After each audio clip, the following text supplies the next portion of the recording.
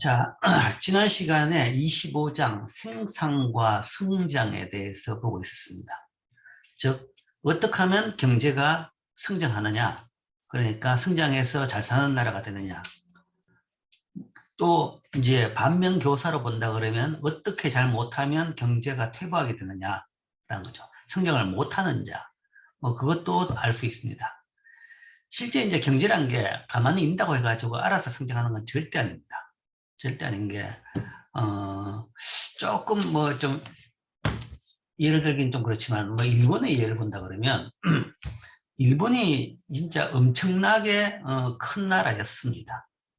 현재가 아니고 과거형이죠.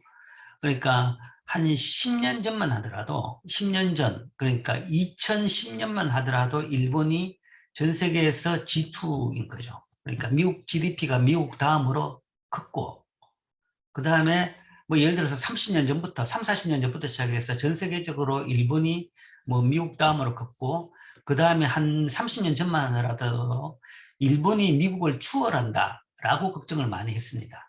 그래서 서양식의, 경영 방식이 더 이상 작동을 안 하고 일본을 배워야 된다라는 그런 분위기가 세계적으로 팽배했었습니다. 그게 이제 1990년대. 80년대 중후반 90년대 정도에 그랬습니다. 그런 식으로 일본은 세계적으로 큰 경제적으로 경제력이 센 나라, 큰 나라였고 그 다음에 그 일본의 성과도 굉장했었습니다. 했는데 지금은 일본이 굉장히 빠른 속도로 뒤처지고 있습니다. 뒤처지고 있는데 그게 특별히 일본이 뭘 잘못했냐에 대해 가지고 따져본다 그러면 잘 안 보여요. 특별히 잘못했는 건 잘 안 보입니다. 일본이 잃어버리는 10년, 잃어버린 20년, 이제는 잃어버린 30년 이야기까지 나오고 있는 판인데, 그러면 그 잃어버린 몇십 년 동안에 뭘 잘못했냐라고 이야기한다 그러면, 특별히 무슨 사고를 친 것도 아니고, 특별히 잘못한 것도 없습니다. 그런데도 쭉쭉쭉 뒤로 밀리고 있는 거죠. 물론 이제 그 기점은 우리가 플라자 협정이라고 이야기하는데, 소위 환율의 재조정, 그 결과에 따라서 이렇게 됐다라는 거죠. 그것도 자기가 하고 싶어서 한 게 아니라, 미국하고 유럽의 강력한 압력에 따라 가지고 결국은 그렇게 했던 거죠. 그렇게 했는 건데, 그렇게 할 수밖에 없는 사정이 또 있기는 있었고, 어쨌든, 그걸 그 계기로 해가지고, 특별히 잘못한 것도 없는데 경제는 점점점 뒤로 밀리더라라는 이야기죠. 그래서 요즘에는 보면 1인당 GDP를 이야기한다 그러면 여전히 일본이 우리나라보다 1인당 GDP는 한 20%더 많습니다. 많지만 1인당 PPP GDP라는 게 있어요. 그러니까 구매력 기준으로 본 GDP를 보면 우리하고 같거나 아마 작년부터는 우리가 더 많아진 그런 정도. 그러니까 국민들을 삶아보면 일본이 우리보다 더 잘 살지 뚜렷하게 잘 살지 못하는 지경까지도 됐다라는 거죠. 그러니까 몇 년 전만 10년, 20년 전만 하더라도 우리보다 한 서너 배, 한 3배 정도 잘 사는 나라였는데 지금은 이제 그 격차가 줄어들고 이제 뒤집어질 수도 있는 그런 국면으로 갔는 거죠. 그 이야기는 특별히 잘못 안 하더라도 경제는 잘 못하면 계속 뒤처지는 겁니다. 뒤처지는 거죠. 그러니까 다른 나라가 잘하는데 내가 가만히 있다. 그렇다 그러면 점점 뒤처지는 거죠. 나는 잘못 안 하고 그냥 있는 대로만 하는데 가지고 안 된다는 거죠. 모든 나라들이 다 뭔가 더 잘 살려고 더 성장하려고 열심히 노력을 하는 거죠. 그만큼 또 안 한다 그러면 그때는 예를 들어 점점 뒤처지는 거죠. 그게 이제 경제입니다. 그래서 어떻게 하면 경제가 안 뒤처지고 그 다음에 또 더 성장할 수 있느냐 거기에 대해서 이야기를 지금 하고 있죠. 하고 있는데 그러니까 그런 차원에서 경제를 본다 그러면 경제는 뭐냐? 경제는 투입 요소 그러니까 자본과 노동을 투입해 가지고 기술로 묶어내 가지고 만든 물건이 바로 경제다. 그 물건 양으로 측정되는 것이 경제다라는 거죠. 그게 많이 만들어지면 경제는 더 커지는 거고 더 성장하는 겁니다. 성장이라는 것은 작년보다 더 많이 만든다는 겁니다. 같은 예를 들어 가지고 노동량은 사실은 별 차이 없겠죠. 대부분 자본량이나 기술이 더 많이 자본이 늘고 기술이 향상되면서 더 많은 양이 만들어지고 그러면 경제가 성장을 한다라는 거죠. 그게 바로 경제 성장이다. 그러면 어떻게 하면 그렇게 성장을 하게 만들 수 있느냐라는 거죠. 어떻게 하면 자본을 더 많이 늘리고 그 다음에 투입되는 노동도 노동 수는, 시간이나 수는 그대로 있더라도 소위 휴먼 캐피탈을 얼마나 더 향상시킬 것이냐. 노동의 질을 어떻게 더 향상시킬 것이냐. 그 다음에 그걸 묶는 생산 기술을 어떻게 더 향상시킬 것이냐. 그게 이제 성장의 요청, 성장을 시키는 방법이라는 이야기죠. 거기에 이제 뭐 개인적으로 또 누가 뭔가 굉장히 또, 뛰어난 사람이 나타나가지고 뭐 그런 것을 또 해줄 수가 있는 거죠. 뭐 역사적인 예를 본다 그러면, 최근 예를 본다 그러면 뭐 스티브 잡스 같은 사람이 그런 사람이다 라고 이야기하죠. 그러니까 세계적으로 뭐 새로운 기술 발전을 그러니까 기술이 나가는 방향, 아주 어려운 공학적인 기술이 아닌데 산업이 나가는 방향, 기술이 나가는 방향을 먼저 이끌어 나가면서, 나갔다는 것은 뭔가 하면 생산 기술의 생산력을 높이는 겁니다. 생산성을 높인다는 거죠. 생산 기술을 더 향상시킨, 기술 발전을 이끈 사람인 거죠. 그런 식으로 이제 그런 사람들이, 이거를 성장을 시킬 수도 있고, 그 다음엔 이제 뭐, 특별한 개인한테 그걸 요구할 수 없을 경우에는 대부분 이야기가 뭔가 하면 국가가 뭘 하느냐라는 이야기죠. 국가가 정부 정책으로, 이제 국가란 것이 전 국민들의 위임을 받아가지고 그런 일을 해야 되는 거죠. 그렇기 때문에 정부가 정책으로 어떻게 그런 방향으로 이끌어 나갈 수 있느냐, 그걸 볼 수 있죠. 그래서 지금 보는 것이 그 부분입니다. 뭐 지난 시간에 이 8가지 대해서 이제 리스트 냈습니다. 저축과 투자 장려. 그러니까 이게 이제 각각의 정책이라는 것이 다 아까 말한 대로 자본과 노동과 생산 기술 관련 정책입니다. 어떻게 하면 자본량을 늘리고, 어떻게 하면 노동의 질을 높이고, 어떻게 하면 생산 기술을 높이느냐라는 거죠. 그것을 향상시킬 수 있는 정책들을 이렇게 쭉 이야기할 수 있는 거죠. 자본량을 늘리는 기술은 그 정책은 이거죠. 저축, 투자. 저축을 많이 해가 투자를 하면 그게 바로 자본이 되는 거죠. 국내 돈이 없으면 외국 돈을 빌려와서 해외 돈으로 투자를 할 수 있습니다. 그래서 이 두 개는 자본량을 늘리는 정책이다. 그 다음에 이거는 노동을 늘리는 정책입니다. 노동. 교육 장려. 그러니까 교육을 많이 하게 되면 좀 더 휴먼 캐피탈이 높아지는 거죠. 같은 사람이지만 더 생산성이 높아지고 더 좋은 물건, 더 불량분율이 낮은 물건, 더 품질이 좋은 물건을 만들어낼 수 있죠. 그 다음에 건강과 영양 정진. 근로자들이 건강하고 영양이 풍부해야지 뭐 결근도 덜 하게 되고 그 시간에 일할 때 열심히 생산성이 높게 나오는 겁니다. 물론 지금 우리 여러분들이 듣기에는 무슨 그 고려 때 이야기, 조선시대 이야기냐라고 할지 모르겠지만 조선시대가 아니라 인류가 사실은 이 문제를 걱정 안 하기 시작한 지가 얼마 안 됩니다. 그러니까 우리나라 이야기가 아니라 서양에서도 인류가 빈곤에서 벗어난 지가 얼마 안 됩니다. 1800년만 하더라도 절대 빈곤에 있었어요. 많은 지금 있는 유럽의 선진국마저도 굶어 죽는 경우가 많았던 겁니다. 이게 1900년대 초반, 그러니까 1900년대 초반 미국의 포드 자동차가 임금을 높여줬는데, 임금을 높여주니까 생산성이 많이 높아지더라. 그 원인이 뭐냐 보니까 가장 큰 게 이거라는 거죠. 월급을 더 많이 받으니까 더 잘 먹을 수 있고, 그러니까 더 건강해가지고 결근도 적게 하고, 그 다음에 일할 때도 일을 더 생산성이 높도록 일을 하더라. 그러니까 이것도 여전히 중요한 부분이다. 요즘은 이게 아니라 오히려 뭔가 하면 살이 너무 쪄가지고 문제인 거죠, 그죠? 그런데 아주 최근에 좀 많이 달라지게 됐습니다만은. 그러니까 이 두 개가 그 투입 노동 요소 중에서 노동 관련 부분이고, 그 다음에 이제 나머지 이런 부분이, 이 세 개 부분이 기술 관련입니다. 기술을 향상시키는 정책이죠. 재산권 확립과 정치적 안정도모. 기술이라는 것이 생산적인 공학적인 기술뿐만 아니라 이런 이제 사회, 문화, 시스템 모든 것이 다 포함된 것이 기술입니다. 그래서 시장이 잘 돌아가려고 그러면 제일 첫 번째로 중요한 것이 재산권이 확립되고 정치적 안정이 도모되는 거죠. 그러면 내가 열심히 일하면 내가 돈을 벌 테니까 열심히 일하는 겁니다. 이거 두 개가 없다 그러면 열심히 일해도 돈 다 뺏긴다. 언제든지 누가 뺏어간다 그러면 사람들이 열심히 일할 수 있는 인센티브가 없어지는 거죠. 그 다음에 자유무역의 촉진. 무역의 촉진을 통해 가지고 자유무역을 하게 되면 시장이 넓어집니다. 시장이 넓어지면, 시장이 커진다 그러면 그때는 우리가 규모의 경제를 더 달성할 수 있다고 하죠. 그러니까 한 공장에서 더 많이 만들면 한 개당 생산 비용은 줄어듭니다. 그러니까 시장이 좁다 그러면 만들어봐야 제한이 있겠죠. 그러나 시장이 훨씬 넓어졌다, 무역에가. 그러면 그 공장에서 지금보다 훨씬 더 많이 만들 수 있으면 한 개당 생산 비용이 떨어지기 때문에 결국은 그것도 생산성이 높아지는, 그러니까 생산 함수의, 그러니까 생산 기술의 원래 있던 특성대로 그 효용을 최대한 누릴 수가 있게 되는 거죠. 무역이 이제 그런 차원에서 무역이 기술 발전을 기술 발전시키는 그것의 하나의 형태다라고도 볼 수 있죠.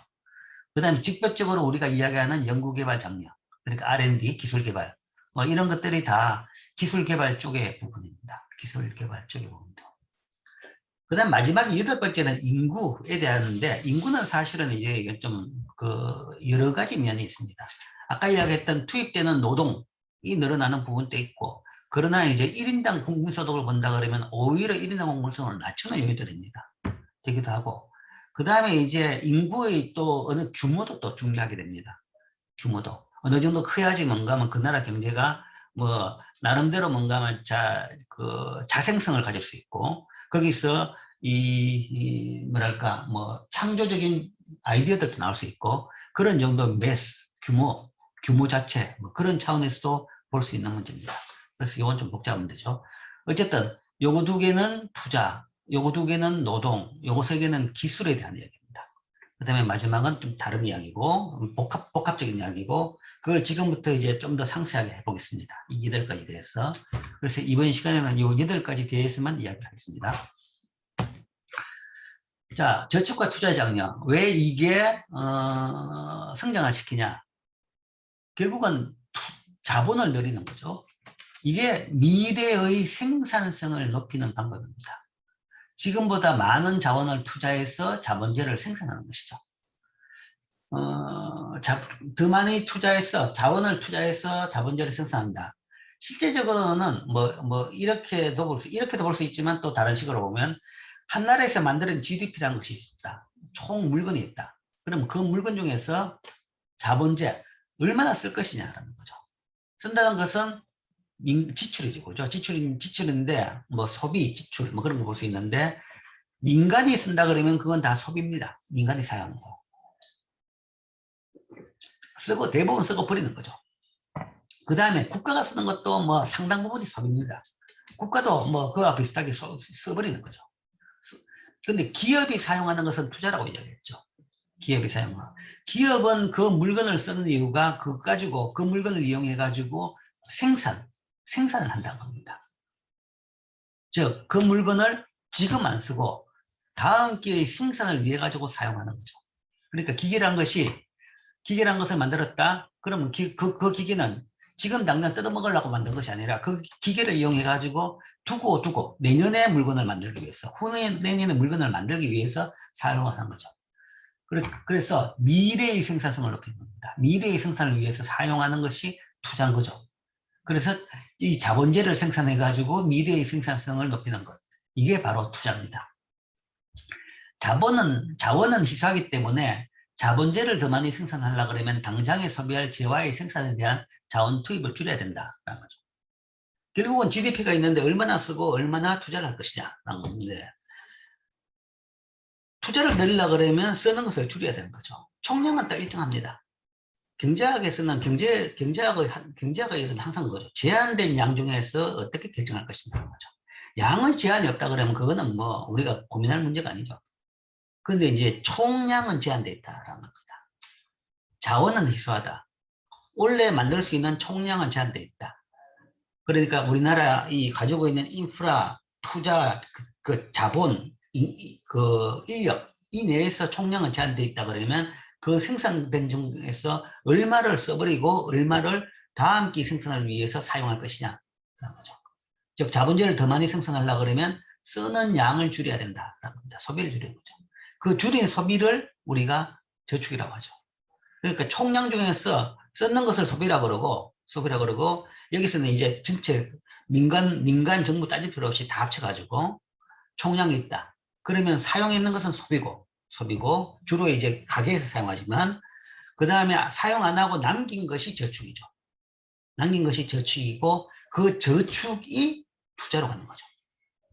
저축이 투자. 그러니까 투자를 하려고 그러면 맥시멈 그 해의 저축입니다. 그 이상 투자를 할 수가 없는 거죠. 맥시멈 투자는 그 해의 저축인 겁니다. 그 저축이 투자로 가고, 투자는 기존에 있는 자본에 더 추가되는 거죠.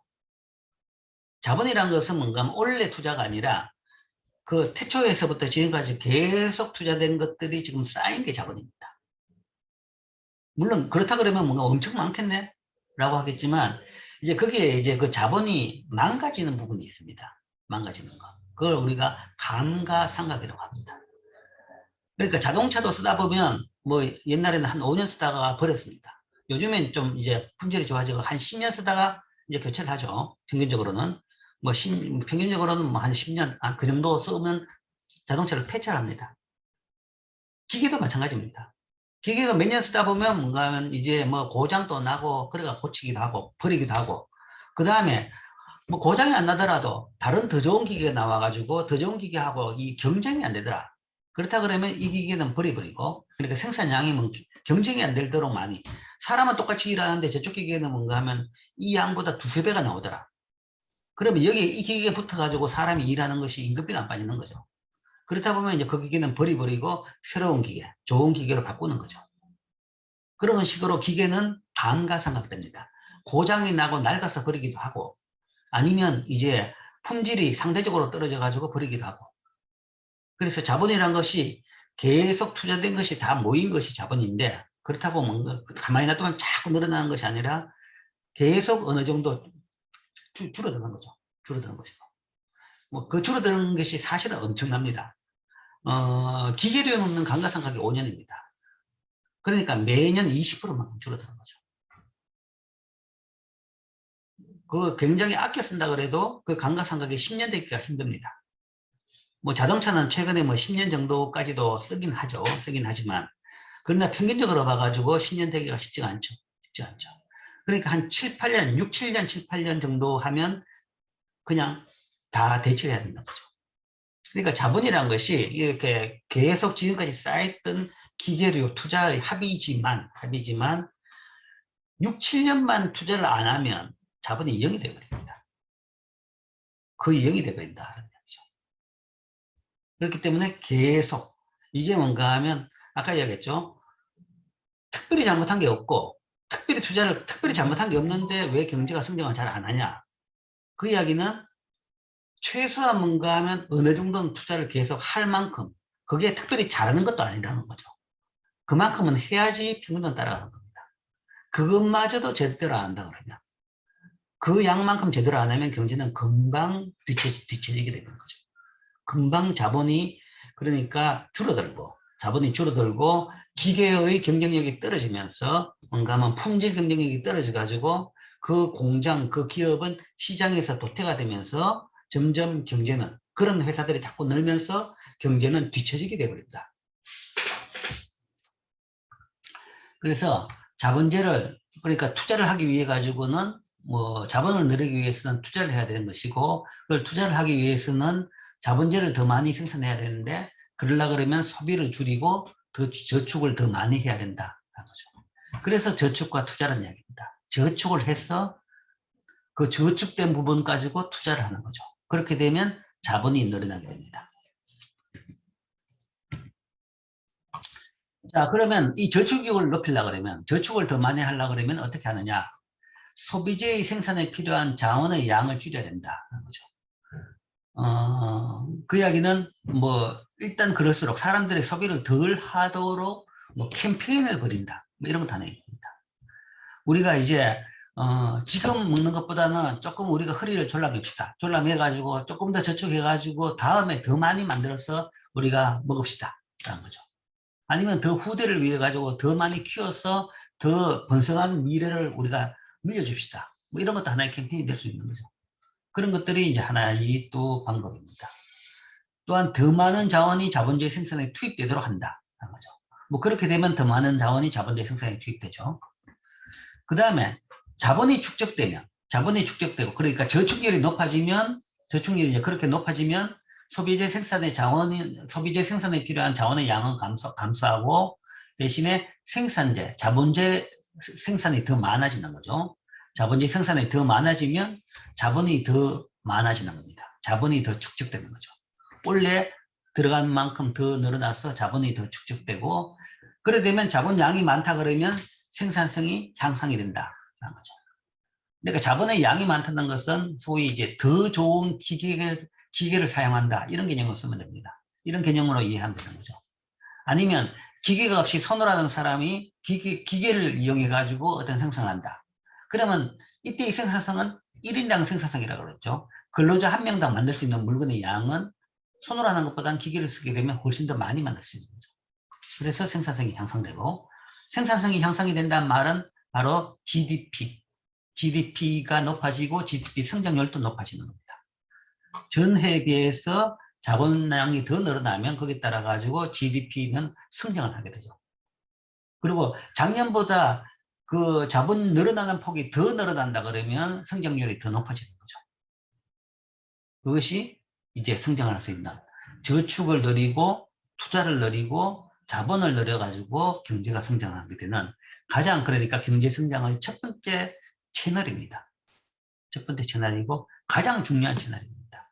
모든 것이 다 이제 거의 다 여기에 연결되어 있는 것이죠. 그래서 우리가 첫 번째로 지목을 했습니다. 자, 이게 이제 일반적인 그 저축을 높여가지고 투자를 많이 하고 이를 통해 가지고 자본을 늘려서 성장을 한다라는 것이고, 여기에 대해서 이제 조금 이제 기술적인 이야기를 조금 더 합시다. 조금 더 깊이 있는 기술적인 이야기를 좀 하면, 그 이제 성장성의 채널이 뭔가 하면 경로 자체가 어떻게 되느냐. 경제가 그러면 자본만 늘리면 무한히 빠른 속도로 성장을 할 것이냐에 대해 가지고 이제 한번 보는 거죠. 좀 길게. 거기에 대해서 우리가 이제 하나 볼 점은 수학 체감의 법칙입니다. 수학 체감. 이미 이거는 여러분들이 거시경제학에서 배웠죠. 수학 체감. 규모의 경제, 규모의 불경제, 그 다음에 CRS, 규모의 불변보수, 이런 걸 배웠죠. 그 같은 용어입니다. 수학 체감이라는 것은 규모의 불경제 인생입니다. 규모를 늘림에 따라서 생산량이 규모보다는 덜 는다라는 거죠. 공장 규모를 2배를 늘렸는데 생산량은 공장 규모 그 2배보다 적게 나오더라. 그게 이제 수학 체감이죠. 생산 요소의 투입량이 증가함에 따라서 요소의 추가 투입에 따른 산출량 증가분이 감소하는 현상입니다. 증가분이 감소하기 때문에 산출량이 줄어들었다는 이야기는 절대 아니죠. 그러니까 투입 요소를 늘리면 산출량이 늘어나긴 늘어납니다. 늘어나긴 늘어나는데 그 늘어나는 폭이 점점점 줄어든다라는 이야기죠. 공장을 2배로 늘리는데 생산량이 그러면 2배 느냐 아니면 2배 이상 느냐 2배보다 적게 느냐, 2배보다 적게 늘었다는 거죠. 이게 수학 체감은. 근데 이제 그게 점점점 더 적게 는다. 그런 현상을 수학 체감이라고 합니다. 즉, 왜 이걸 보느냐고 하면, 아까 자본을 늘리면 생산성이 높아지고 성장을 더 한다라고 했죠. 그러면 자본을 1 늘리면 계속 뭔가 하면 똑같은 비율로 성장하느냐. 근데 그게 수학 체감의 법칙에 따라 가지고 자본을 늘릴수록 성장은 하지만 성장세는 둔화된다는 거죠. 그것을 이야기하기 위해서 지금 수학 체감 법칙을 이야기합니다. 즉, 저축의 증가의 장기적인 효과는 저축을 통한, 투자를 통한, 자본 축적을 통한 성장이 제일 중요한 채널이긴 하지만, 장기적인 효과는 저축률이 높으면 생산성과 소득이 높아지지만, 이 변수들이 성장률을 높이진 않는다는 거죠. 성장은 시키지만, 성장률이 더 높아지지는 않는다. 그리고 점점점 저축을 많이 해서 투자를 많이 할수록 성장률은 점점 떨어지게 됩니다. 자본량이 많을수록. 이게 수학 체감의 법칙인데, 법칙에 따른 현상입니다. 자, 그걸 다시 한 번 더 설명하면, 수학 체감의 법칙을 이거는 리뷰, 그러니까 옛날에 배웠던 내용을 다시 한번 리마인드 시킨다 그러면, 이게 생산함수가 이렇다. 생산함수. 수평축은 투입 자본량이고, 수직축은 생산량입니다. 이제 표준화하기 위해서 1인당으로 본 거죠. 1인당 자본량, 1인당 산출량으로 본 겁니다. 1인당 자본량, 1인당 산출량. 그럴 때 자본량을 늘리면 산출량은 당연히 늘어나는 거죠. 투입 요소가 늘면 아웃풋도 늘어납니다. 늘어나는데 그게 얼마나 늘어나느냐. 예를 들어서 여기에서는 이 자본을 한 단위 늘리면, 그러니까 1인당 자본량 한 단위를 요 정도 폭이라고 합시다. 요게 1 정도 폭이다. 1을 늘리면 이만큼 더 늘린다 그러면, 그러니까 여기서 1인당 자본량이 여기 있다가 이렇게 된다 그러면 여기 있을 때는 생산량은 요점이죠. 요점이고 여기 있다면 생산량 이 점입니다. 그 이야기는 1인당 자본량을 이만큼 내리면 생산량은 이만큼, 이 높이만큼 굉장히 많이 늘어났다라는 거죠. 그런데 이 그림의 구조상, 이 그림의 생산함수가 지금 이렇게 돼 있다 그러면 이쪽에서 이야기한다 그러면 이쪽에서는 동일하게 요 폭을 늘렸습니다. 폭을 1이라고 그랬죠. 그러니까 투입료 자본, 근로자 1인당 자본량을 동일하게 한 단위 늘렸습니다. 늘렸는데 여기에서 상응하는 생산량은 요즘이 됐죠. 그럼 여기 비해 가지고 높이가 이만큼밖에 안 높아졌죠. 그러니까 여기보다 훨씬 더 높이가 적게 올라갔습니다. 폭으로는, 옆으로 폭으로는 동일한 폭만큼 자본량을 투입했는데 늘어나는 생산량은 오른쪽으로 갈수록 줄어듭니다. 이게 생산함수가 직선이라 그러면 어디에 있든지 똑같을 겁니다. 직선에 있다 그러면 어디에 얼마나 느리든지 똑같은 비율만큼 생산량이 늘어날 겁니다. 그렇지만 이 생산함수가 이렇게 위로 볼록한 형태가 되어 있죠. 볼록한 형태가 되어 있다 그러면 이거는 생산량, 투입량이 늘릴수록 거기에 따라서 더 생산하는 양은 점점점 줄어든다. 이런 형태의 생산함수를 우리가 수학 체감하는 생산함수다. 수학 체감을 하는 생산함수다. 그리고 대부분의 선진국 경제는 현재 수학 체감을 하는 생산함수 영역이 들어가 있는 겁니다. 들어가 있기 때문에 자본을 더 투입하면 생산량이 늘기는 늘지만 그 늘어나는 정도는 점점점 둔화된다. 라는 것이 이제 하나의 한계입니다.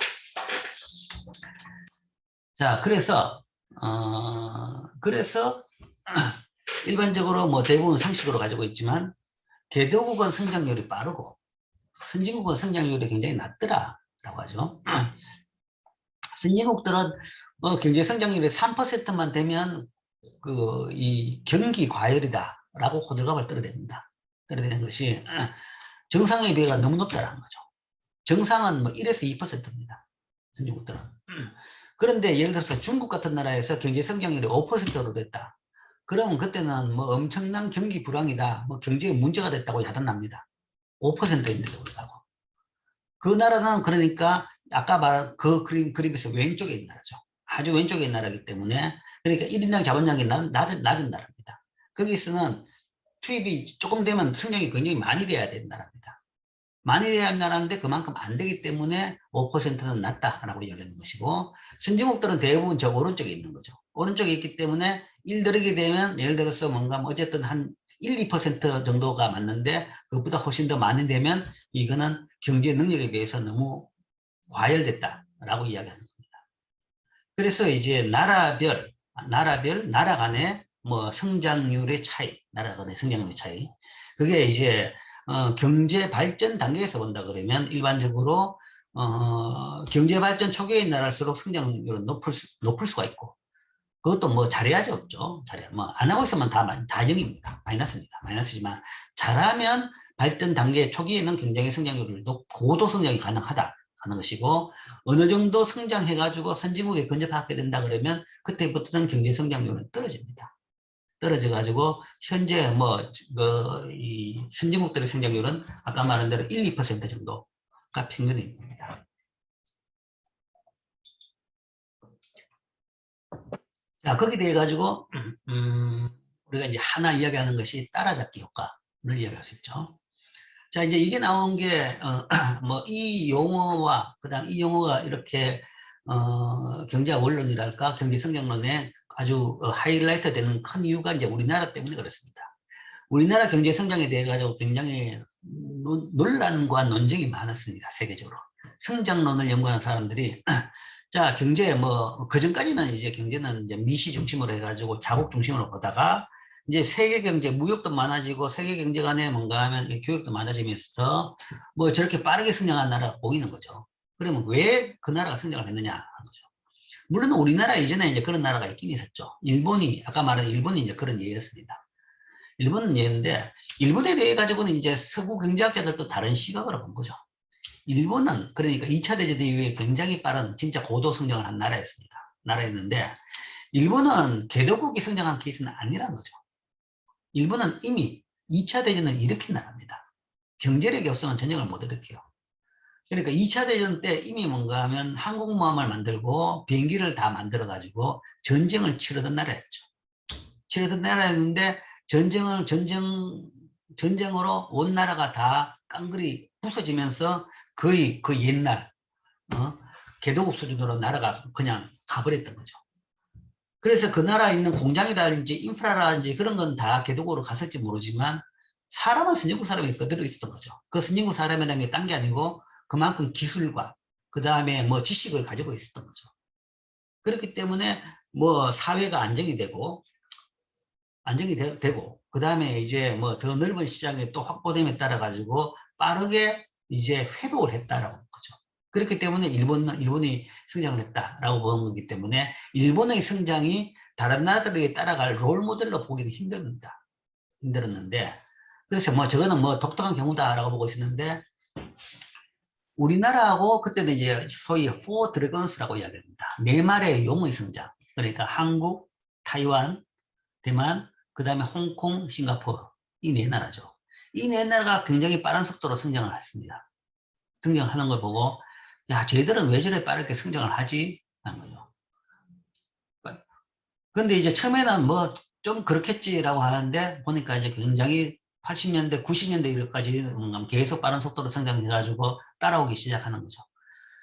그래서 그때 경제 성장률이 뭔가 하면 뭐 매년 거의 뭐 두 자리, 10%대까지 성장하고, 뭐 7, 8% 기본이고 10%대까지 성장을 하고, 그런 식으로 뭔가 한 20년 동안 계속 했던 겁니다.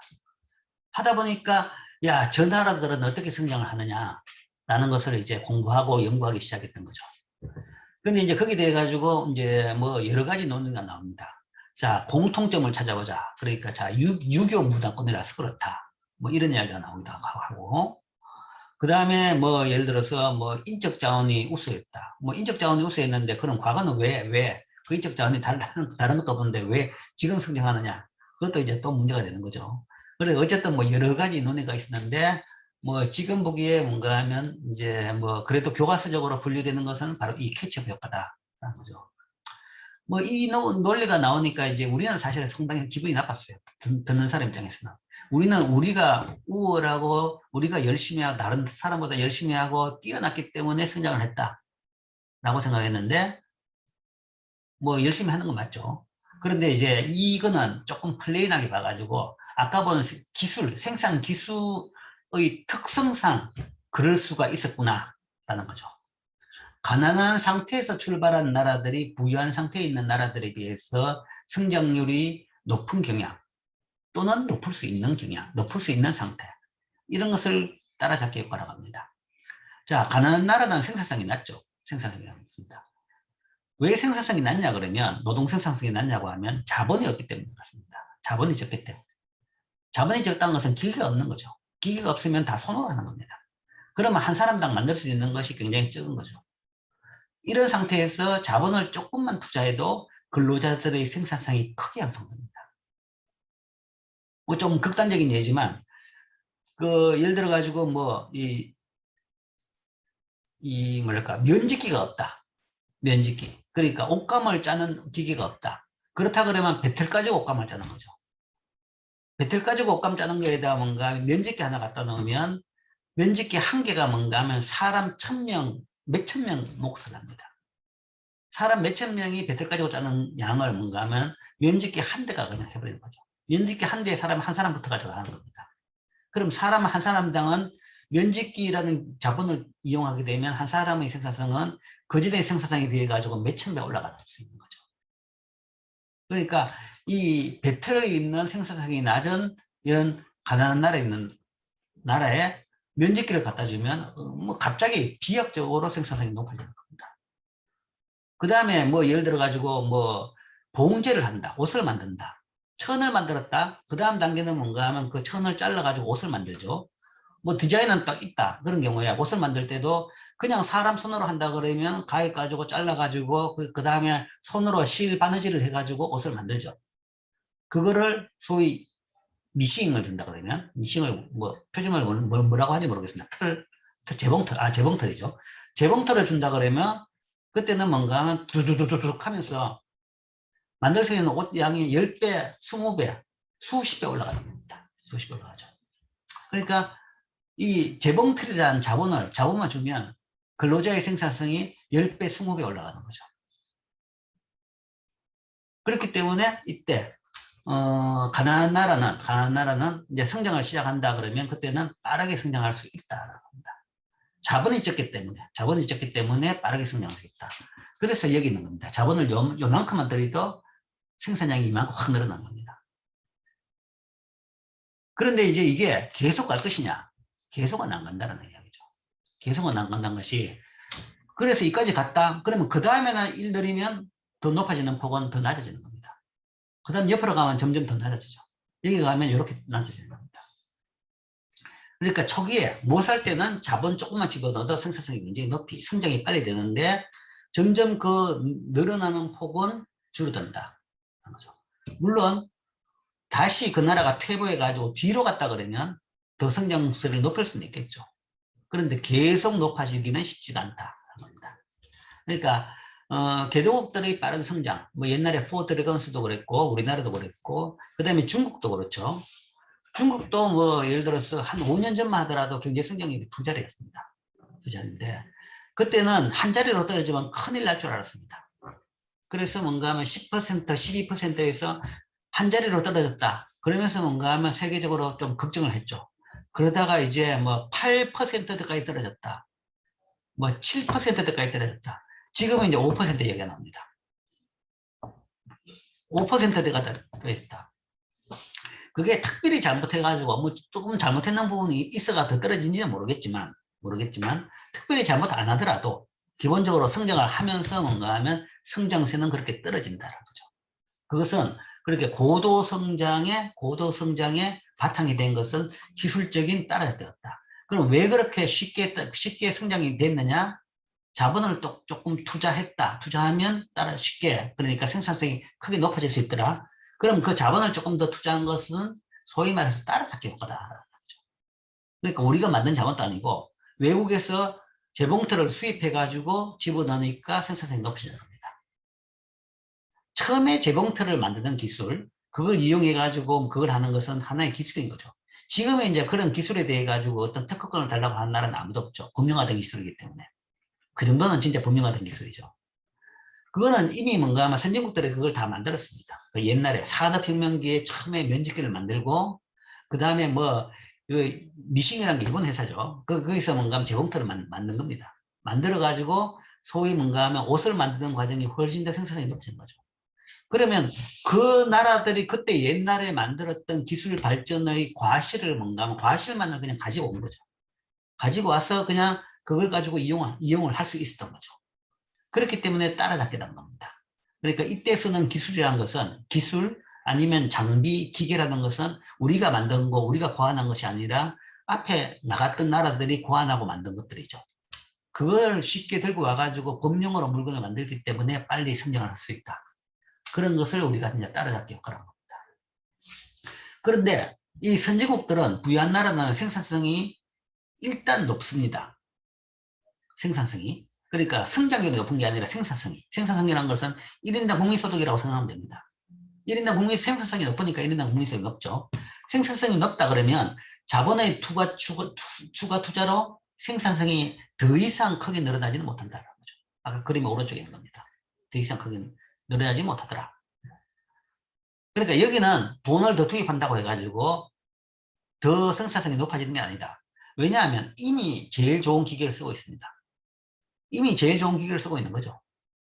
더 좋은 기계를 써야 되는데 돈 넣는다고 도전기가 나오지는 않은 거죠.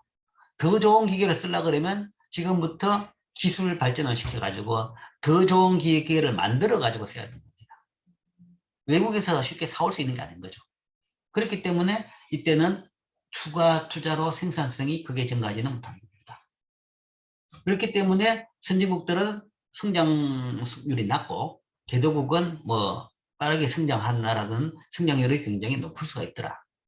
개도국들의 높은 성장률은 그러니까 산업화 초기 단계에 있는 빠른 성장률은 많은 대부분 경우가 이런 따라잡기 효과 정도로 이제 뭐 우리가 설명을 할 수 있는 겁니다. 물론 이 따라잡기는 모든 개도국이 후진국이 다 쉽게 이걸 효과를 누릴 수 있다. 그건 아니죠. 많은 나라들이 이런 거 이것도 못했습니다. 못했는데 뭐 우리나라가 뭔가 하면 제일 먼저 이런 걸 효과적으로 잘했죠. 그러니까 따라잡기 같은 경우는 사실은 이제 똑똑한 사람이 계획을 잘 짜면 쉽게 빠르게 따라갈 수 있는 겁니다. 저 최종 목적지가 보이고 과정이 보인다 그러면 어떻게 하면 뭔가 하면 그 목적지까지 빠르게 갈 수 있는지는 전체적으로 설계를 해가지고 그걸 잘 끌어가면 되는 거죠. 그럴 때 이제 정부의 경제 계획이랄까 아니면 뭐 정부의 정책에 의해 가지고 그걸 굉장히 효율적으로 빨리 했던 거죠. 그래서 그걸 제일 그래도 잘했던 것이 우리나라의 셈이고, 중국도 이제 이 산업화 초기에는 그러니까 뭐 70년대 들어가 70년대 80년대에 우리나라에 대한 연구를 굉장히 많이 했다고 합니다. 많이 해가지고 그걸 이제 바탕으로 해가지고 이제 소위 빠른 성장 산업화를 빠르게 했던 거죠. 그래서 지금 저렇게 가 있는 거죠. 저렇게 가 있는데 이제 여기서 이제 소위 중진국의 함정이라는 것이 뭐냐 그러면 이제 이게 착각에 빠지기 쉬운 거죠. 우리도 뭐 따라잡기 효과 그러면 좀 기면 세지만 우리가 우월해가지고 우리 국민이 우월해가지고 이렇게 우리가 잘했다 열심히도 하고 우월한 국민이기 때문에 민족이기 때문에 우리는 잘했다라고 생각하고 싶은데 그래서 그랬다라고 생각한다 그러면 뭔가 하면 지금 계속 그렇게 할 수 있다고 믿는 거죠. 그러면 잘못된 결정을 할 수 있다는 거죠. 그렇게 계속 더 성장을 할 수 있는데 사실은 이제 성장하기 힘들고 지금 성장하려고 그러면 이제는 더 뺏겨올 것도 없고 사올 것도 없고 이제부터는 기술을 다 우리가 만들어야 됩니다. 만들어야 되는데 이제 그렇기 때문에 이제 성장률이 이렇게 떨어지는 거죠. 그런데도 불구하고 옛날 같은 성장률을 고집하고 그렇게 하기 위해 가지고 무리를 한다 그러면 달성하지도 못하고 낭비만 하게 되고 오히려 뭔가 하면 경제에 폐해만 끼치게 되는 거죠. 근데 이제 중국 경우는 이렇게도 볼 수 있어요. 중국 경우는 이제 중국도 이제 우리나라와 마찬가지로 이제 공산당이랑 강력한 이 집권층이 있었기 때문에 뭐 거기다가 또 뭔가 따라잡기를 제일 효율적으로 했는 나라의 예도 있었기 때문에 그걸 이용해 가지고 가장 빠른 속도로 짧은 기간 내에 성장을 시키는 그걸 해냈다라는 그 자신감이 넘치면서 뭔가 하면 이게 우리는 계속 더 잘할 수 있다라는 그런 착각에 빠질 수 있다는 거죠. 그렇기 때문에 계속 더 성장을 빠르게 할 수 있다. 그리고 이런 식으로 하는 것이 그냥 시장에 맡기는 것보다 계획으로 중앙에서 끌어가는 것이 훨씬 더 효율적이다 라고 생각하는 거죠. 그런데 이제 그게 따라잡기 효과를 본다 그러면 갈수록 그 효율은 떨어질 수 있다는 거죠. 근데 그걸 생각 안 하고 옛날식으로 생각해가지고 계속 더 성장해가지고 우리가 곧 뛰어넘는다. 그러니까 옛날식의 평균적인 성장률만 계속하면 몇 년 내에 우리가 제일 앞으로 나갈 수 있다. 그러니까 그게 가다 떨어지는 것을 생각 못하고 쉽게 추월한다라고 생각하면 그때는 이제 정책이 잘못해가지고 꼬일 수가 있는 셈이죠. 자, 어쨌든 여기서는 성장을 위해 가지고 제일 중요한 것이 저축을 많이 하고 투자를 많이 해서 자본량을 늘리는 것이다 라고 했지만 이제 그것도 한계는 있다라는 얘기죠. 그래가지고 거의 성장을 다 하고 난 뒤에 다 한다는 것이 이제 소위 선진국 그룹에 간다 그러면 그때부터는 성장세는 많이 떨어집니다. 그리고 그때는 이제 투자를 하더라도 그만큼 성장률이 옛날보다 훨씬 떨어진다. 물론 그렇다고 해가 투자를 안 하면 안 되죠. 안 하면 금방 늦친다고 했죠. 아까 일본 예를 들었죠. 안 하면 금방 늦치지는데 옛날보다는 성장세가 떨어진다. 고도 성장은 이 따라잡기 효과입니다. 라고 할 수 있습니다. 자, 이게 이제 첫 번째 이야기, 소위 저축과 투자. 잠깐만요.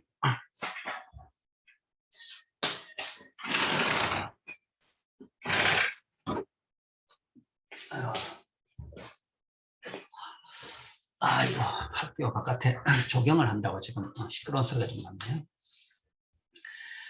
자, 첫 번째 성장 정책에 대한 이야기입니다. 그 다음 두 번째 성장 정책. 투자를 해서 자본을 더 늘려야 된다라고 했는데, 그때 투자할 자본이 없다 그러면. 그러니까 투자할 돈이 없다. 그렇다 그러면 그때는 할 수 있는 방법이 외국의 돈을 빌려오는 겁니다. 외국 자본에 의한 투자인 거죠. 국내에 더 저축량이 모자라 가지고 더 투자할 게 없다. 돈이 없다. 그러면 외국 자본을 빌려와서 하는 겁니다. 즉 신규 자본 투자를 위한 재원을 마련하는 하나의 방법이 해외 투자, 외국 돈을 빌려서 쓰는 거죠.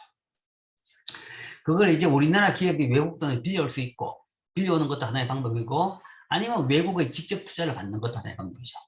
그러니까 외국 기업들이 웰컴 그러면서 우리나라 와서 공장을 짓고 기업을 만들라, 운영을 하라라는 거죠. 한때 이제 70년대만 하더라도 이제 이런 거에 대해 가지고 조금 오해들이 있었죠. 그래서 이런 거에 대해 가지고 오히려 배관시하는 그런 부분들이 있습니다. 외국 기업들이 우리나라 와서 착취를 해간다, 수탈을 해간다, 다국적 기업이 개도국을 수탈한다라는 그런 이제 단순한 논리들이 좀 있었습니다. 특히 학생권을 중심으로. 근데 요즘은 이제 그 반대로 보죠. 그거는 그게 아니라 뭔가 와가지고 일자리 만들어주고 월급 주면 그게 더 거지. 그게 GDP도 그렇게 보는 거죠. 그게 뭔가 하면 더 경제, 그 나라 국민이 도움이 되는 것이지, 국적의 의미가 있냐라고 보는 걸로 이제 바뀌었습니다. 그렇기 때문에 요즘은 모든 나라들이 다 외국 FDI라 그러죠. Foreign Direct Investment. FDI를 다 환영합니다. 경쟁적으로 이걸 유치하려고 야단입니다. 그래서 미국도 뭔가 하면 우리나라에서 삼성전자 기업을 그 반도체 회사를 지역별로 유치하려고 야단이고, 강원도도 뭔가 하면 춘천 지역도 뭔가 하면 어디 외국 기업이나 아니면 우리나라 수도권에 있는 기업들을 이쪽으로 이전시키려고 굉장히 노력을 많이 하고 있고 그런 거죠. 그런 것들이 이제 국내 투자가 부족하다 그러면 이 해외 투자, 그러니까 안 되면 외국인들하고 투자를 하라 하는 거죠. 그러니까 이것도 그 외국인이 와서 우리나라에서 공장을 만들고 공장을 돌리고 있다 그러면 그만큼 우리나라에서 투자가 된 것이고 자본이 늘어난 것이요. 국내 자본이 늘어난 거죠. 우리나라에 있는 공장 자체가 바로 국내 자본인 겁니다. 그 다음에 그만큼 생산 기술도 늘어나고, 기술도 늘어난 것이 그 기업이 있기 때문에 기술도 늘어나기도 하지만 그 기업이 와서 생산을 함으로써 그 다음에 그걸 보고 생산 방법을 보고 배움으로써 다른 우리나라 기업들도 같이 따라가지고 기술이 다 한 단계 높아질 수도 있는 거죠. 그렇기 때문에 외국인 직접 투자를 굉장히 다들 요즘 많이 유치하죠. 이게 해외 투자를 유치하는 겁니다. 아니면 이제 간접적으로 외국인 포트폴리오 투자, 직접 와서 기업을 하는 것도 하나의 방법이지만, 아니면 뭔가 하면 투자를 하라는 얘기죠. 투자를 하는 것이 우리나라 주식에 투자를 하고 우리나라 채권에 투자하는 거죠. 외국인 자본으로 재원을 조달하고 내국인 운영하는 투자. 기존 있는 우리나라 기업에 대해 가지고 주식을 사기도 하고, 아니면 우리나라 기업이 발행하는 채권을 매입했다. 이런 것들도 이제 하나의 투자죠. 이런 걸 통해 가지고 외국인 포트폴리오 투자를 하게 되는 거죠. 그래서 이런 걸로 통해 가지고 국내 자원이 부족하다 그러면, 국내 투자 재원이 부족하다 그러면 해외 투자를 이용해 가지고 이런 것을 더 보충을 할 수가 있습니다. 실제 이제 우리나라도 경제 발전 초기에 이걸 굉장히 열심히 많이 했습니다. 많이 했는데 이게 사실은 제일 어려운 것이, 지금 우리나라에서는 이건 굉장히 쉽죠. 누구든지 어떤 기업이든지 뭔가 외국 자본 끌어올 수 있고, 우리나라 기업도 외국 나가고 그러고 있는 거죠. 그런데 예를 들어서 우리나라 60년대, 70년대 이 FDI 하나 받는 거, 외국 포트폴리오 투자 거의 없어요. 없는 것이. 이 굉장히 후진국 상태의 나라에서는 보통 외국인들이 잘 투자를 안 하려고 합니다. 투자해가지고 제대로 물건 만들어낼지도 모르겠고, 만들어가지고 제대로 그것을 뭔가 하면 만드는 성과가 제대로 나올지도 모르겠고, 그 다음에 뒤에도 나오겠지만 아직도 불안한 정치적인 나라에서 뭔가 하면 좀 잘 돌아가다가 갑자기 쫓아낼 수도 있는 거죠. 그러니까 우리나라도 그런 얘기가 있었죠. 중국에 예를 들어 롯데그룹이 뭔가 하면 이 롯데 쇼핑인가 롯데 어쨌든 쇼핑, 그러니까 그런 상거래 사업이 중국에서 많이 하고 있다가 사드 사태로 뭔가 하면 다 그냥 완전 탈탈 털리고 다 쫓겨나게 된 거죠. 이제 그게 이제 개도국에 대한 투자의 리스크입니다. 리스크. 그러니까 이게 뭔가 하면 우리가 가시적인 예측 가능한 룰에 따라 가지고 운영 안 되는 경우가 발생할 수 있는 거죠. 그러니까 아주 이상한 핑계를 들어서 소방법 예를 들어 가지고 업무 정지를 시키는 겁니다. 그러니까 사드에 대한 보복이란 말은 안 하죠. 안 하고 그냥 서방법에 따라 가지고 그냥 거기 뭐가 좀 화재 위험이 높으니까 영업하지 마라. 그래가지고 문 닫게 만드는 거죠. 그래서 문 닫게 만들어가 못 열게 뭔가 하면 계속 그냥 못 열게 만들어면 결국은 그 사회가 죽는 겁니다. 그렇게 죽이는 거죠. 이제 그런 식으로 개도국에 투자했다가 하면 그런 이제 리스크가 있는 거죠. 그렇기 때문에 뭐 아주 극단적인 거지만 그 외에 뭔가 하면 뭐 투자해가지고 공장을 만들어 봐야 인프라가 제대로 안 돼 있으니까 뭐 수송이 제대로 될까 아니면 근로자 관리가 제대로 될까 뭐 이런 문제 때문에 보통 외국인 선진국 기업들이 이 개도국에 잘 투자를 안 합니다. 그러니까 어느 정도 단계가 돼야 투자를 한다는 거죠. 그래서 70년대만 하더라도 우리나라 이걸 받기는 굉장히 힘들었습니다. 힘들었기 때문에 어떻게 했냐? 자, 일단 그러면 왜 국내 저축이 부족해가지고 투자를 못했냐라고 했을 때 저축이 부족해서 투자를 못한 것이 아니라 쉽게 보면 가난했기 때문에 투자할 돈이 없는 겁니다. 가난했기 때문에. 개도국이다 그러면 후진국이다 그러면 가난한 나라죠. 가난한 나라는 일단 돈이 적습니다. 돈이 적다 그러면 아무리 저축을 열심히 해도 뭔가 하면 액수가 얼마 안 되는 거죠. 그러면 하고 싶은 액수에 비해 가지고 조족지혈인 셈이죠. 그러니까 점점 국내 돈으로 부족하니까 외국 돈을 유치해야 된다. 유치하려고 노력을 하게 되는 겁니다. 실제적으로 저축률은 높았어요. 저축률이 높았는데 그건 참 어메이징하게 높았는데 70년대만 해도 실제 이제 저축률이 뭐 민간 저축률이 높을 수는 없었습니다. 없었던 것이 가난할 나라일수록 엔겔 개수가 높다고 합니다. 왜냐하면 번 돈을 다 먹는 데 쓴다라는 것이 다 먹는 데 써야지 겨우 안 굶어 죽고 살아나갈 수 있을 정도가 된다는 이야기죠. 그 정도로 뭔가 하면 전체적인 소득 수준이 낮았던 겁니다. 그럼에도 불구하고 높은 저축률을 유지하면서 조금씩 저축을 했던 거죠. 했는데 그래서 저축률은 상당히 높았습니다. 오히려 요즘은 저축률이 굉장히 낮아요. 우리나라 사람들이 낮은데 옛날에는 그 못 살 때도 뭔가 하면 저축하기도 힘든데도 불구하고 저축을 많이 했습니다. 70, 80년대까지는. 그래도 그 나라 아까 본 그 소위 말해서 따라잡을 게 없다. 아니면 그 규모의 수학 체감 같은 경우를 보가 왼쪽에 있을 때 조금만 투자해도 성장이 굉장히 높아질 수 있죠. 그죠? 그거를 효과를 보기 위해 가지고 투자를 굉장히 많이 하고 싶은데 그걸 할 돈이 없었던 거죠. 그러면 기업들이 외국 나서 빌려오지 그랬는데 뭐 그 나라를 못 믿는데 그 나라 기업을 믿진 않죠. 그렇기 때문에 이런 게 말은 쉬울 같이 보이지만 거의 힘듭니다. 개도가. 그래서 우리나라는 뭐 그때는 안 돼서 우리나라 국가가 나와가지고 외국에서 돈을 빌려왔죠. 그래서 국가의 신용으로서 산업은행을 만들어가지고 그 산업은행이 외국에서 돈을 빌려왔다는 것은 바로 외국의 포트폴리오 투자입니다. 개별적으로 외국인 기업들을 유치한 것도 있지만 이거는 직접적으로 안 됐기 때문에 산업은행을 통해 가지고 외국에 우리나라 이름으로 채권을 발행해 가지고 돈을 빌려와 가지고 그 돈은 외국인 자본이죠. 그 돈 가지고 우리나라 기업들한테 나눠줘 가지고 소위 기계를 사 가지고 공장을 돌리도록 그 산업화를 하도록 만들었던 거죠. 그래서 이제 이게 부족할 때는 또 이게 하나의 또 투자를 하는 채널입니다. 외국인 자본을 통해서. 즉 외국 자본 투자는 투자 과실의 일부가 외국으로 돌아간다. 뭐 이런 차원에서 이제 우리가 뭐 비판을 하긴 하죠. 비판하지만 투자로 인해 가지고 대상 국가의 자본량이 증가합니다. 투자 과실이 외국으로 돌아가야지 투자한 사람이 돌아가야지 투자를 하는 겁니다. 그래서 이걸 다 막는 건 불가능한 거죠. 물론 이제 과다하다 그러면 그때는 뭔가 할 수는 있지만 그러나 투자로 인해서 대상 국가의 자본량이 늘어나고 생산성이 증가하고 실질 임금이 상승하고 선진국의 최신 기술이 도입되고 또한 그걸 통해 가지고 여러 다른 우리나라 국내 기업들도 이걸 배울 수 있게 되고 그런 걸 통해 가지고 많은 국내 경제 성장에 기여를 할 수 있다.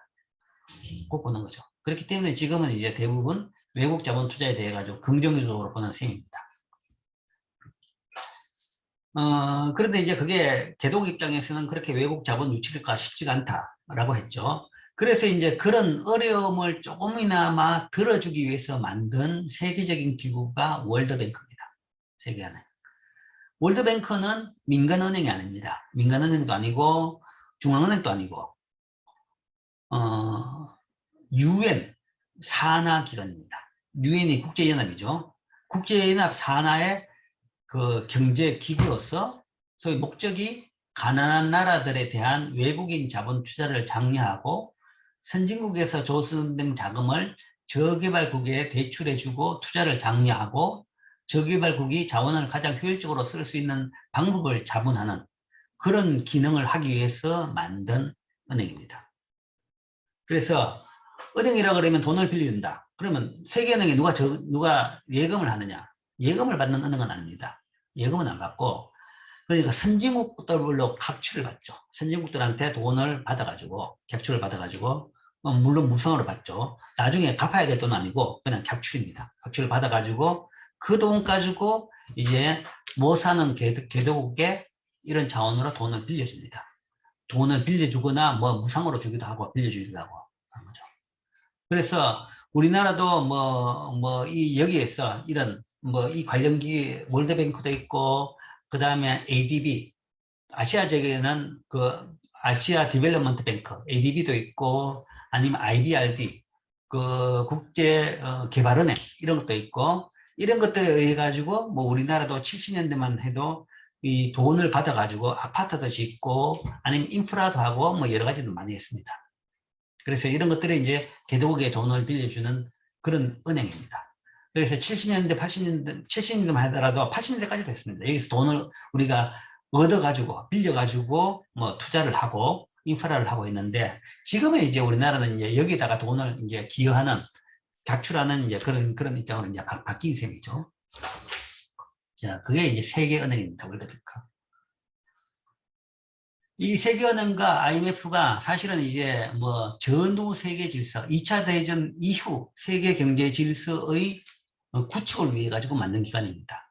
뭐 양대 질서는 뭐 다른 과목에서 다룰지 모르지만 무역 관련해 가지고는 WTO, 그러니까 그때는 시작은 뭔가 가트였고 지금 이제 WTO가 그걸 이어받았죠. 그런 무역 체제하고 그 다음에 국제금융 체제로서 IMF를 만들었죠. 그러니까 환율 안정을 유지시키는 기관으로 이걸 만들었고, 그 다음에 이제 부차적으로, 그러나 이제 2차 대전의 그 교훈은 그거죠. 서로 선진국들끼리 자기들만 잘 살라고 싸우다 보니까 이 인류가 멸망할 수 있는 이런 엄청난 대전을, 세계 전쟁을 맞이하게 되고, 거기서 인류 생존 자체가 이제 불안해진다는 거죠. 그래서 다시는 이제 그런 일을 겪지 말자라는 차원에서 선진국끼리도 뭔가 하면 서로 이제 자유무역을 하고 경제 가지고 다 싸우면 경제적인 문제입니다. 무역 싸움입니다. 그 싸움을 하지 말고 그 다음에 이 후진국들도 좀 더 다 잘 살 수 있도록 만들자. 그렇게 해가지고 만든 것이 세계질서고 그런 차원에서 후진국들도 좀 더 살만큼 좀 살 수 있도록 도와주자라고 만든 것이 바로 이 세계은행이다라는 거죠. 경제적 고난이 정치적 혼란이나 국가 간 분쟁, 군사적 충돌로 이어질 수 있다는 교훈을 우리가 2차 세계대전으로 얻었던 겁니다. 얻었기 때문에 다시는 그거를 막기 위해 가지고 그 일을 되풀이 안 하기 위해 가지고 만든 것이 이제 뭐 가트, WTO고 지금의 IMF 뭐 이런 시스템입니다. 그 다음에 월드뱅크 이런 거죠. 그래서 많은 나라가 세계 경제의 경제적 번영을 촉진하는데 이제 관심을 보였죠. 그렇기 때문에 이런 기구도 만들고 그 다음에 선진국들도 흔쾌히 세계은행에 뭔가 하면 돈을 작출했습니다. 그래서 공존을 해야 된다라는 거죠. 그런데 이제 불행하게도 그게 이제 2차 대전이 끝난 게 1945년이죠. 지금 거기에 비해 가지고 한 75년이 지났습니다. 75년 정도 지나고 나니까 그 옛날의 그 교훈이 점점점 희미해지더라는 거죠. 희미해지다 보니까 지난 이제 트럼프 대통령 때 이제 뭐 무역 분쟁, 뭐 엄청난 무역 분쟁이 발생하죠. 트럼프 대통령 때 그때 개놓고 하는 무역 분쟁 같은 경우는 사실은 2차 대전 끝나고 나서 절대로 하지 말자라고 했던 그겁니다. 바로 2차 대전이 발발하게 됐던 대공황 이후의 그런 세계적인 무역 분쟁, 그거에 이제 재판이었죠. 또 역사는 반복한다라는 것을 그걸 통해 가지고 우리가 계속 이제 되새깁니다. 그 현상을 통해 가지고 다시 확인되는 거죠. 이제 그 2차 대전의 기억이 너무 희미해졌기 때문에 이제 그런 일이 다시 생긴 겁니다. 다행히 뭐 지금 이제 대통령이 바뀌고 이제 조금 나아졌냐 싶었지만 그것도 잘 모르죠. 지금 그 상황이 뭐 좀 더 해결됐냐에 대해 가지고 이제 더 두고 더 봐야 되겠지만 어쨌든 그런 차원에서 만든 것이 세계은행이고 이 개도국들도 조금 이제 더 잘 살도록 도와주자라는 것이 그 세계은행의 기능입니다. 자, 이래서 이제 두 가지 저축 투자, 그 다음에 국내 투자가 모자라면 해외 투자를 통해서 한다. 그 해외 투자를 또 해주는 세계 기구가 월드뱅크다. 또는 ADB, IBRD 이런 기관들이다. 그죠? 투자에 대한 이야기입니다. 투자에 대한 이야기. 그 다음에 이제 세 번째죠. 세 번째인데 크게 봐가지고 두 번째 생산 요소, 노동에 대한 이야기입니다. 자, 노동의 질을 높이자. 그죠? 질을 높이면 생산성이 높아진다. 그게 이제 교육을 통해서 하는 거죠. 교육이라는 것은 인적 자본에 대한 투자입니다. 사람에 대한 투자죠. 교육을 받은 근로자와 교육을 받지 못한 근로자의 임금 격차가 존재하죠. 그래서 대졸, 고졸, 대졸 임금 격차가 있습니다. 왜 학벌이 뭐 대수냐라고 하는데 왜 그러냐 그러면 그 차이의 휴먼 캐피탈의 차이가 있기 때문에, 지식의 차이가 있기 때문에 임금의 차이가 발생하는 겁니다. 실제 이제 옛날에는 그 지식 차이가 굉장히 컸습니다. 컸기 때문에 임금 격차가 컸죠. 그런데 이제 요즘에는 그 격차가 조금 주는 것 같아요. 줄기 때문에, 그 지식 차이가 줄기 때문에 요즘은 오히려 고졸과 대졸 차이의 임금 격차가 옛날보다는 줄긴 줍니다. 어쨌든 그런 식으로, 아니면 뭐 예를 들어서 박사를 하고 갔다. 그러면 일단 직위가 다르죠, 시작부터. 그러니까 그 기업의 뭐 핵심 분야에서 핵심 뭐 R&D라든지 아니면 핵심 그 물건 중에서 그 관련 박사학위를 하고 갔다. 그렇다 그러면 그때는 시작이 뭔가 하면 사원이 아니라 뭐 과장부터 시작한다든지 뭐 부장부터 시작한다든지 이렇게 다르죠. 왜 그래야 되느냐? 그거는 휴먼 캐피탈이 다르기 때문에 그렇다는 거죠. 교육을 받은 근로자와 받지 않은 근로자 사이의 차이, 교육의 차이. 그래서 임금 격차가 존재하는 겁니다. 인적 자본 투자의 기회비용은 바로 임금입니다. 그래서 뭐 이 교육을 받기 위해 가지고는 사실은 비용이 필요합니다. 비용이 따르죠. 즉 인적 자본 투자, 교육을 받는 비용은 교육비도 교육을 받는 비용이죠. 대학교 등록금, 그것도 있지만 그보다 더 큰 것이 바로 기회비용으로의 임금입니다. 그 기간 동안에 여러분들이 대학에 낸 돈보다는 다른 데서 일하면 또 더 많은 돈을 받을 수 있는 겁니다. 뭐 예를 들어가지고 최저임금제 한 시급 10,000원이다 라고 한다 그러면 좀 10,000원 좀 안 되지만 그거로만 해가지고 따져가지고 한 달 내내 1년 내내 일한다 그러면 뭐 그게 대학교 등록금 몇 배는 받을 수 있는 거죠. 그러니까 이런 것들이 이제 사실은 교육을, 인적 자본을 늘리기 위해서 투자를 하는데 이 투자의 기회 비용이 또 있다는 거죠. 그게 이제 교육비 플러스 임금이 되죠. 그래서 그걸 다 따져가지고 다들 교육을 받게 되겠죠. 그런데 이제 교육은, 이 임금은, 이 기회비용은 뭐 짧은 기간의 기회비용이고, 교육을 받게 되면 거기에 따라 가지고 더 높아진 임금은 평생 따라오는 거죠. 그렇기 때문에 그게 더 크기 때문에 보통 교육을 많이 받습니다. 당장 돈이 진짜 시급해 가지고 받을 비용이 없다, 시간이 없다, 당장 돈 벌어야 된다, 그런 경우 아니라 그러면 대부분 다 교육을 받게 되는 거죠. 그게 이제 두고 뭔가 하면 더 높은 임금을 받을 수 있는 바탕이 될 수는 있습니다. 근데 이제 요즘에는 대졸자가 하도 많아가지고 오히려 희소성이 없어졌다라는 것은 이제 좀 문제입니다. 요즘 우리나라에서는 사실은 이 차이가, 대졸로서의 이 임금 격차가 이제 거의 존재하지 않는 그런 식으로 이제 대졸자가 많아진 상황입니다. 또한 이제 교육의 또 다른 효과는 긍정적인 외부 효과를 창출한다 라고 이야기하죠. 그건 여러분들이 미식인작에서 배웠습니다. 미식인작에서 경제학 원론 미시에서 맹추책에서 다 나왔죠. 대표적으로. 그 다음에 그렇기 때문에 공교육, 인적 자본 투자에 대한 막대한 보조를 해주는 겁니다.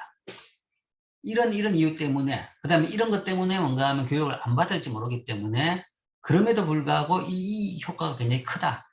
그래서 공교육에 대해 가지고 무상교육을 하는 겁니다. 뭐 중학교까지는 무상교육이죠. 지금 이제 그걸 고등학교까지도 이제 키우겠다는 거죠. 대학도 뭔가 하면 반값 등록금을 해가지고 거의 반값 정도는 뭐 장학금으로 해가지고 국가에서 주고 있는 거죠. 여기도 잘 가다 보면 뭐 무상으로 갈 수도 있는 거죠. 유럽은 그래가지고 다 대학도 무상으로 갔었는데 뭐 요즘은 유럽은 이제 다시 되돌아오죠. 대학이 다시 유상으로 바뀌고 있습니다. 무상으로 하니까 다들 대학 교육을 너무 열심히 잘 안 받더라라는 거죠. 그리고 대학생을 너무 오래 하더라. 10년씩 20년씩 대학교 다니는 사람들이 생기더라. 그래서 요즘은 유럽도 이제 대학 교육은 다시 유상으로 바뀌고 있죠. 뭐 그렇지만 어쨌든 이런 차원에서 공교육에 대해 가지고 투자를 하는 겁니다. 그래서 이제 교육이 휴먼 캐피탈을 높이고 사실은 경제 발전을 위해 가지고 가장 좋고 가장 뭔가 하면 이 펀더멘탈을 완전히 좋게 만들 수 있는 가장 중요한 정책인데 여기 이제 하나의 문제점은 또 하나가 있어요. 이거는 가난한 나라 교육의 문제는 두뇌 유출이다. 그러니까 가난한 나라에서 교육을 잘 받아가지고 그 나라를 이끌 좋은 사람이 생겼다. 그럼 그 사람이 다른 나라로 가버리더라라는 얘기죠. 그러니까 많은 경우가 이런 것도 있죠. 뭐 잘 해가지고 뭔가 하면 이제 더 좋은 기술을 좋은 뭔가 하면 이런 교육을 받게 하기 위해 가지고 외국으로 유학을 보냈다. 그런데 뭐 특히 이제 국비 유학 그런 것도 있습니다. 국가에서 그렇게 해가지고 뽑아가지고 선발해서 유학을 보냈습니다. 그런데 국비 유학으로 간 사람이 국내 안 되더라고 미국에 남아서 그냥 취직을 해버렸다. 라는 것은 대표적으로 두뇌 유출인 거죠. 두뇌 유출이고 뭐 거기다가 뭔가 국비를 받은 돈까지 먹고 가버렸다 그러면 그건 돈도 유출이고 그 다음에 두뇌도 유출이고 이제 그런 문제가 있는 거죠. 교육이 중요하지만 이제 그런 하나의 문제점이 있습니다. 그 다음에 이제 건강과 영양, 뭐 아까 잠시 이야기했죠. 이것도 요즘은 이제 좀 아니지만 좀 못 사는 나라 같은 경우, 개도국 같은 경우는 이것도 중요합니다. 중요하죠. 그러니까 어느 정도 이 건강을 그렇기 때문에 뭐 이 급식 같은 것을 잘해주고 그런 걸 하죠. 분해 급식. 그러니까 개도국 같은 나라는 뭐 집에서는 먹을 뭔가 하면 식량이 제대로 없다. 그런 경우에는 회사 나와가지고 회사에 먹는 밥이 뭔가 하면 거의 하루 그냥 세 끼가 되는 이제 그런 경우도 있죠. 그러나 이제 기업 입장에서도 뭔가 하면 이런 기업의 생산성을 높이기 위해 가지고 그래서 기업들한테 근로자들한테 특별히 이제 식사에 대해 가지고 또 잘해주죠. 잘해주는 것이 뭐 좋은 뜻도 있지만 내가 근로자를 사랑해서라는 좋은 뜻도 있겠지만 또 많은 부분은 뭔가 하면 생산성을 높이는 아주 특정의 길입니다. 그렇기 때문에 급식 같은 것을 잘해주는 거죠. 생산성을 높인다. 건강한 노동자들이 생산성을 높이는 거죠. 그러니까 이제 더 임금을 더 많이 줄 수도 있는 것이고 어쨌든 임금을 더 많이 줘가지고 뭔가 하면 건강을 유지하고 더 잘 먹고 그래서 생산성을 높이는 것 이것도 이제 하나의 방법입니다. 국민 건강 증진을 위한 적절한 투자는 한 나라의 생산성과 생활 수준 향상에 기여를 하죠. 그래서 영양 상태에 대한 생산성에 관한 역사적인 축소가 있는데 영양 상태 개선을 통한 건강 증진이 장기 경제 성장의 중요한 요인이었다라는 것은 많은 연구 결과가 있습니다. 지금은 조금 뭐 옛날 이야기겠지만 평균 신장 변화가 영양 상태 개선의 대표적인 지표다라는 거죠. 그러니까 키가 큰 근로자 임금이 높고 생산성이 높더라라는 거죠. 그럼 키가 왜 크냐? 자, 그런데 이제 키가 크면 그러니까 생산성이 높으니까 더 성장이 높을 것이다. 근데 코잘리티를 따지면 그건 아닌데 인과성은. 대부분 뭔가 하면 어떤 나라가 키가 크냐? 인종별, 지역별로 조금 차이는 있지만 잘 사는 나라가 키가 크죠. 잘 사는 나라는 잘 먹기 때문에 키가 크더라는 거죠. 그러니까 키가 커서 잘 살게 된 것이 아니라 잘 사니까 키가 크게 되는 겁니다. 그러면 그게 뭔가 하면 이 잘 살았기 때문에 뭐 어쨌든 뭐 생산성도 뭐 높아지는 거죠. 높아지는데 키가 커서 높아졌다기보다는 건강 상태가 좋았기 때문에 생산성이 높은 거죠. 그렇기 때문에 못 살 때라도 뭔가 하면 건강 상태를 더 유지시키는 것이 훨씬 더 중요하다. 그래서 그쪽에 대한 투자를 특별히 더 해야 된다라는 이제 그런 임플리케이션을 얻을 수 있는 거죠. 우리나라도 뭐 상전백희라고 이야기합니다. 그 30년 전 비해 가지고 여러분들 부모 세대에 비해 가지고 여러분들 평균키는 훨씬 더 커졌습니다. 그렇죠. 그래서 뭐 막말로 이야기해 가지고 요즘 젊은이들을 보면 소위 이 인종 계량이 됐냐 뭐 이런 식으로 이야기합니다. 그러니까 이 사람들의 몸이 서구화시계로 바뀌었다라는 겁니다.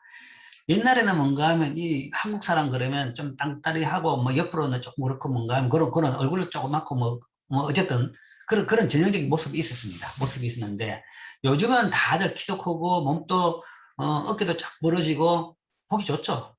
보기 좋은 것이 이게 이제 잘 먹고 그 다음에 많은 부분이 유제품을 많이 먹고 그 다음에 육식을 많이 하고, 그렇게 됨으로써 이제 뭐 전체적으로 체질이 바뀌었다라는 거죠.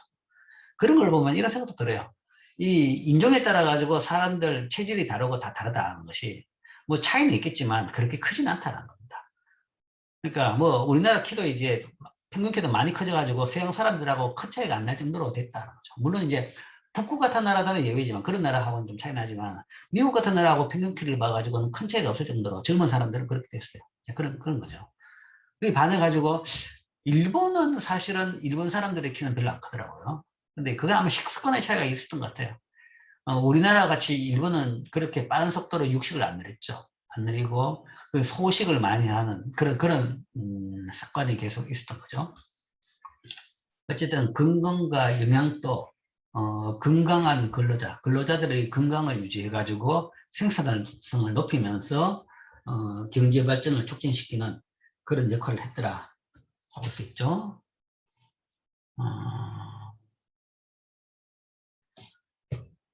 그래서 건강 상태의 부의 인과관계는 양방향으로 작용하더라. 선수단의 가능성은 경제 성장을 촉진하는 정책은 국민들의 건강 상태 개선에 기여를 하고 다시 경제 성장을 촉진하더라. 그렇기 때문에 이제 정책적으로 그런 부분도 개인적으로뿐만 아니라 정책적으로도 그런 것들 많이 했습니다. 그래서 옛날에 뭔가 하면 학교에서 급식을 하기도 하고 학교에서 우유 급식을 하기도 하고 그러니까 매일 뭔가 하면 우유를 다 한 병씩 초등학교 때는 가서 먹도록 했습니다. 이런 것들이 뭔가 하면 건강을 유지하게 하고 더 건강한 사람들을 지금 만들 수 있었던 계기가 됐던 거죠.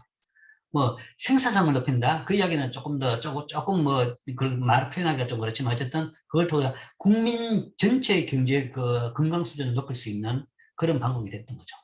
그래서 이런 것도 성장을 위해 가지고 하나의 바탕이 되는 경제 정책입니다. 자, 8개 중에서 오늘 다 못하고 요까지, 요 3개 정도까지 했습니다. 나머지 5개는 다음